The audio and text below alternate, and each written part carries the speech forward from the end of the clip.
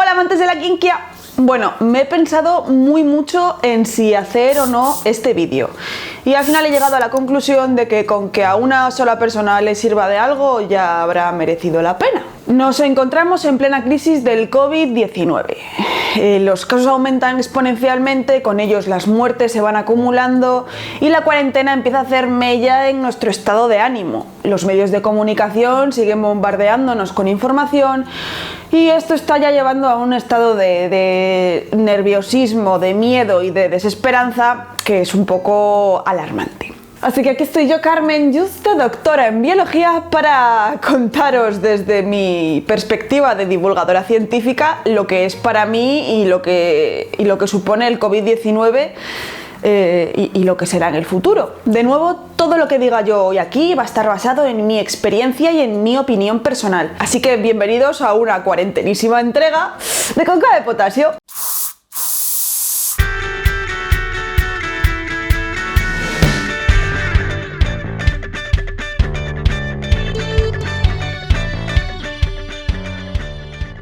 Bueno, y ahora voy a poneros un poco en situación de lo que he vivido yo aquí en Madrid y en mi casa de esto del COVID-19, ¿vale? Para mí la crisis real y la cuarentena real comenzó el miércoles 11 de marzo.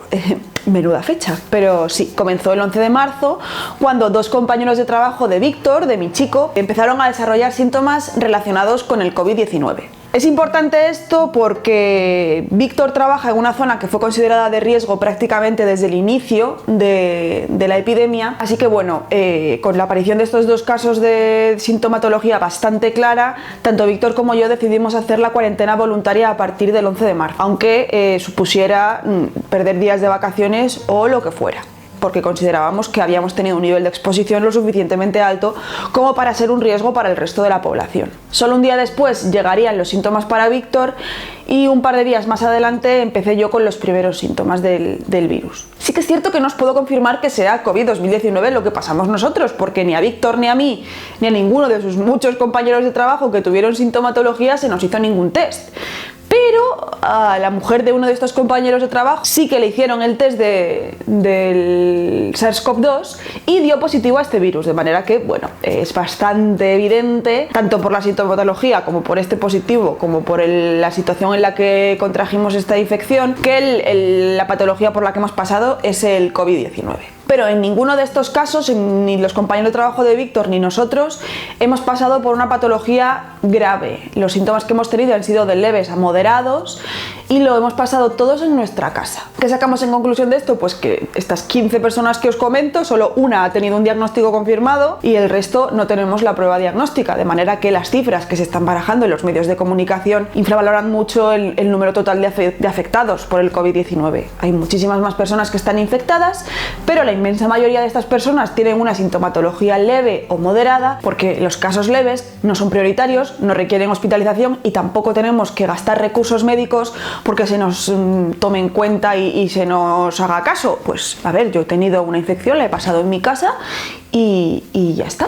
Pero bueno, sigamos. Entonces, en España se decretó la cuarentena el 14 de marzo. Yo llevaba encerrada desde el día 11 y empecé a desarrollar mis primeros síntomas el domingo 15 de marzo. Este domingo yo empecé con décimas de fiebre, con dolor muscular y un fuerte dolor de cabeza. O sea, era la sintomatología, sí, le pesé a quien le pesé, muy similar a la de una gripe común. Yo me encontraba como mal y tenía fiebre y dolor de cabeza.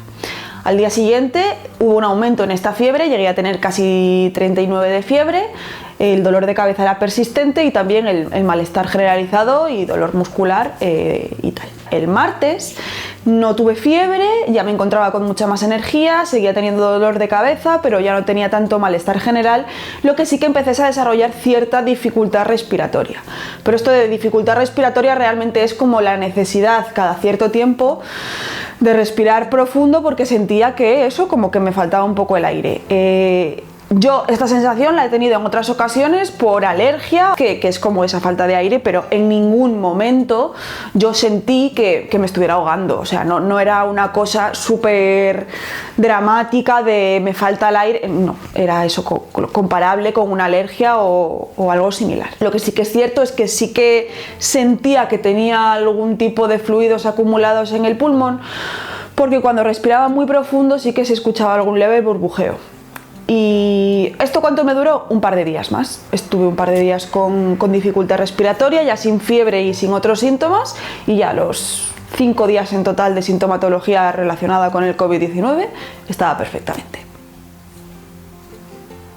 ¿Qué hice durante todos estos días? Bueno, sí que es cierto que me puse en contacto con mi centro de salud para informar de mi estado de salud y para que tuvieran constancia de que yo tenía y Víctor teníamos una sintomatología relacionada con el COVID-19.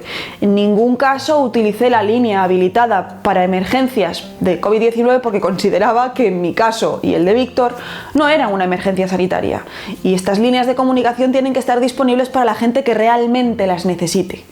Así que nosotros pasamos la enfermedad en casa, tranquilamente, descansando, tratándonos los síntomas como podíamos y teniendo paciencia. Y ya está, o sea, os aseguro que he tenido gripes que me lo han hecho pasar peor. No, para mí no ha sido una enfermedad dramática, es así, para mí no lo ha sido. Y bueno, como mi enfermedad ha sido bastante leve, aquí es donde viene el conflicto.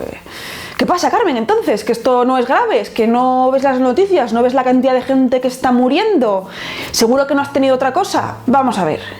Yo soy una chica de 30 años, sin ninguna patología previa, que tengo un estado de salud bueno y yo he pasado el COVID-19 como cabría esperar que lo pasara. A las personas jóvenes que tienen un buen estado de salud no debería provocarles una enfermedad grave. Puede ocurrir, pero lo normal es que no tengamos una patología muy grave. Nada de lo que dije en otros vídeos ha cambiado. O sea, sigue siendo un virus con la sintomatología mayoritariamente leve, solo en torno a un 20% requiere hospitalización, pero esto no quiere decir que no sea una emergencia sanitaria, pues claro que lo es. O sea, que sea un virus que afecte mayoritariamente a mayores de 70 años, no quiere decir que no sea importante, claro que es importante, pero es que no estamos en cuarentena. Yo no me puse en cuarentena por miedo a cogerlo. O sea, no estamos en cuarentena para evitar infectarnos nosotros mismos, sobre todo hablando de la gente joven. Yo estoy en cuarentena para que mis abuelos no se contagien o para que el hijo del vecino no lo coja y se lo transmita a su abuelito. O sea, esto es así. Al final estamos en una situación que requiere la participación de todos y la única manera de controlarlo es quedándonos en casa. Vamos a ver si podemos entender esto. Voy a poner la comparación como siempre con la dichosa gripe, que no tiene nada que ver, pero bueno, para que nos hagamos un poco una idea de por qué este virus está causando tantos estragos, lo voy a comparar con la gripe, ¿vale? No voy a hablar en términos de sintomatología y de mortalidad porque no me quiero repetir. Entonces voy a hablaros un poco de otros dos conceptitos, otro par de conceptos que son importantes tener en cuenta aquí. Gripe y COVID-19. Que en realidad el virus es el SARS-CoV-2 y la enfermedad es el COVID-19. En este caso el virus es la influenza y la enfermedad es la gripe. Vale. Entonces, la gripe, ¿qué pasa? Pues que la gripe tiene un periodo de incubación de en torno a 2-3 días. Y el COVID-19 tiene un periodo de incubación de medio de 5 días, pero que puede prolongarse hasta 2 semanas. ¿Qué quiere decir esto? Pues que las personas que tienen gripe solo van a poder transmitirlo durante un par de días antes de quedarse encerradas en sus casas pasando la enfermedad, mientras que las personas que tienen COVID-19 pueden estar dispersando el virus durante un tiempo muy prolongado sin siquiera saberlo. ¿Qué pasa con esto? Pues que al final es un tiempo de dispersión muy grande y que controlar esta dispersión es muy difícil si no desarrollas un síntoma. Y al final la única manera de controlar esto, ¿cuál es? Quedarse en casa. Siguiente punto. El SARS-CoV-2 es un virus nuevo. Nunca había aparecido entre humanos, no lo conocemos y ya no es que no lo conozcamos nosotros, es que nuestro cuerpo, nuestro sistema inmune no lo conoce. En el caso de la influencia, de la gripe común, existe vacuna, lo que quiere decir que un porcentaje bastante elevado de la población, sobre todo los grupos de riesgo, están vacunados y además el resto de la población tenemos cierto nivel de memoria inmune en nuestro organismo.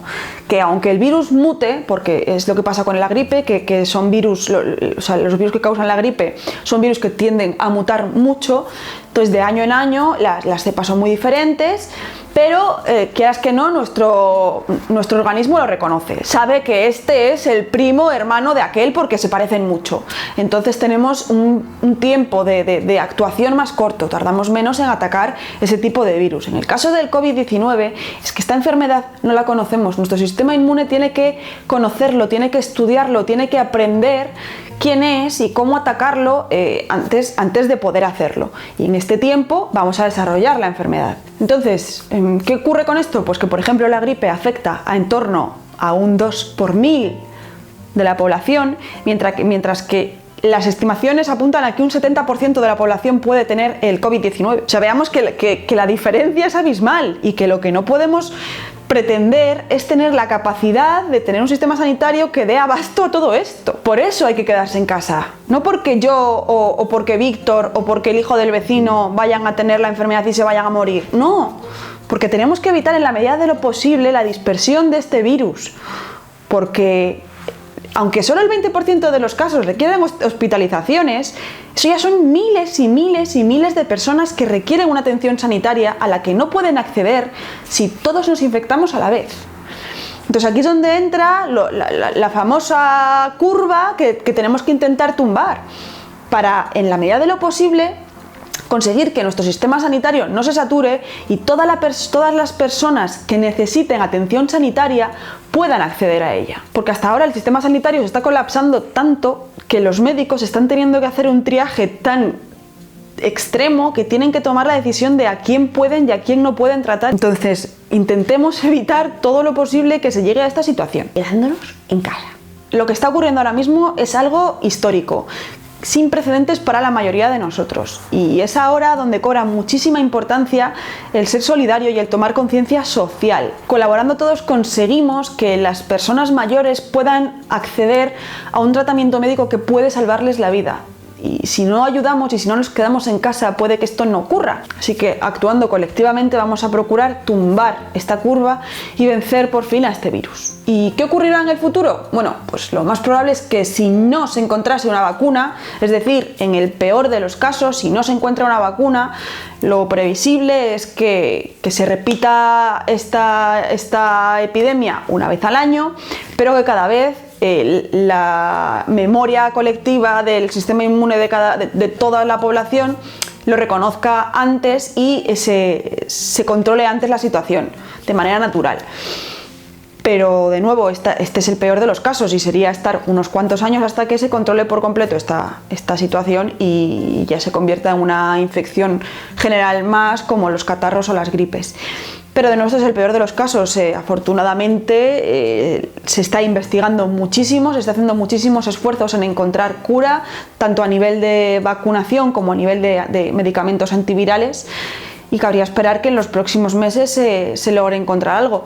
Pero no contéis con ello para mañana. O sea, la investigación requiere muchísimo tiempo. No solo es encontrar un principio activo que funcione, sino también es demostrar que no tiene ningún peligro para la población y luego poder producirlo en niveles lo suficientemente elevados como para dar tratamiento a grandes grupos de personas. Y de momento, pues bueno, pues hay que esperar que con la llegada del buen tiempo en España se controle más la situación, porque la radiación ultravioleta del sol hace que el virus permanezca menos tiempo en superficies, así que se infectará menos la gente, y también como pasamos menos tiempo en lugares cerrados concurridos porque preferimos estar en la calle, pues también hay una menor dispersión del virus en este sentido, así que cabría esperar que en verano las cifras bajen bastante. Y bueno, no puedo decir lo mismo de Latinoamérica, porque ahora es cuando empieza el invierno, hay que ir viendo cómo las medidas de contención van funcionando. Y bueno, me estoy enrollando un montón, así que voy a ir cortando. Nos vemos pronto en una entrega en la que espero estar más animada, más feliz y menos en cuarentenada, y hablando de algo que no sea el dichoso coronavirus, porque yo creo que ya estamos todos un poquito cansados de esto. Así que nada, hasta entonces, recordad que podéis seguirme en redes sociales y recuerda darme un like si te ha gustado el vídeo, y si no te has suscrito todavía, suscríbete a mi canal y nos vemos muy pronto con una entrega más happy, ¿vale? ¡Adiós!